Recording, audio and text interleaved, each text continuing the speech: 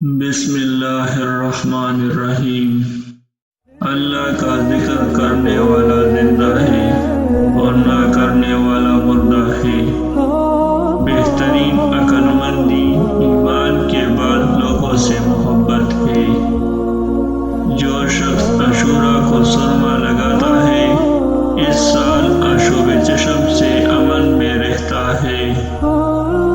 اللہ تعالیٰ نے سجدے کی جگہ کو آگ پر حرام فرمایا۔ مظلوم کی بددعا سے ڈرو کیونکہ اس کے اور خدا کے درمیان پردہ نہیں۔ جو تجھے نیکی کر کے خوشی ہو اور برائی کر کے پچھتاوا تو مومن ہے۔ اچھی اور میٹھی بات بھی صدقہ ہے۔ جو اللہ تعالیٰ کے واسطے جھکتا ہے اللہ تعالیٰ اس کو بلند کرتا ہے۔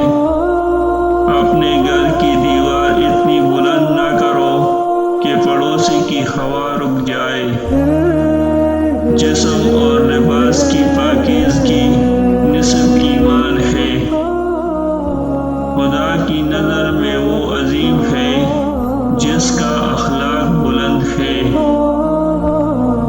اپنے ہاتھ کی کمائی سے بہتر کسی شخص نے کبھی نہیں کھایا۔ اللہ تعالیٰ احسان کرتا ہے لہذا تم بھی احسان کیا کرو۔ جہالت افلاس کی بدترین قسم ہے۔ اگر تمہارا کھانا حسب خواہش نہ ہو تو اسے برا نہ کہو۔ جو لوگ میانہ روی اختیار کرتے ہیں کسی کے محتاج نہیں ہوتے۔ حضرت انس رضی اللہ تعالیٰ عنہ روایت کرتے ہیں کہ حضرت محمد صلی اللہ علیہ وآلہ وسلم نے فرمایا، جس کسی نے میرے کسی امتی کی کوئی حاجت پوری کر دی اس کا دل خوش کرنے کے لیے تو اس نے مجھے خوش کیا، اور جس نے مجھے خوش کیا اس نے میرے اللہ کو خوش کیا، اور جس نے اللہ تعالیٰ کو خوش کیا اللہ تعالیٰ اس کو جنت میں داخل فرمائے گا۔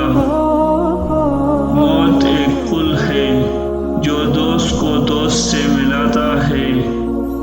مجھے وہ شخص بہت پیارا ہے جس کا اخلاق اچھا ہے۔ علم طلب کرو گزشتہ گناہوں کا کفارہ ہے۔ قرض سے بچو کیونکہ یہ قرض رات کو بے چینی اور دن کو رسوائی کا باعث بنتا ہے۔ اگر تو صاحب منزلت ہے تو کسی کے لیے صحیح کرنے میں دریغ نہ کر۔ جو شخص کسی ظالم